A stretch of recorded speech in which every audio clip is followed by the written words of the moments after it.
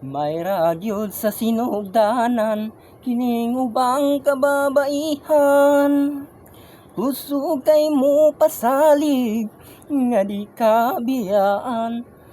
Pag abot og isa ka bulan, iya dayon kang gibiyaan. Giilis kaniya dito sa uban, sakit yun sa dughan, ning mabulagan. Inagyod ko gusto, ila pang utruhan. Please lang yun taon, padayon tang ligon.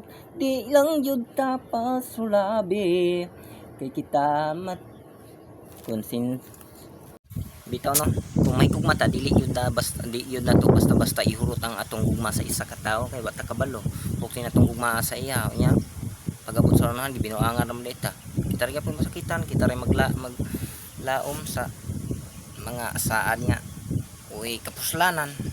So ang uban katong pambulagan shout out lang shout out ninyo diha no.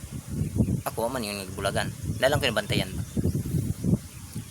Ayaw lang yun po nito mapadala sa inyong emosyon bitaw sa kanang inyong emosyon kaya ang uban di man kagwanta bitaw sa mutang mabulagan sila di sila kagwanta magkuan din sila maghikog so ayaw mo po yung nana dili ingon nga diri sa kalibutan isa ri babayi kay maura to atong pagkamatyan so dili ingon nana di ta mag gukul-gukul bayan ang mga nana para yun dita kay matud pa sa kuan sa kanta andam siya muhatag magpaabot kung ikaw mo hangyo maabot.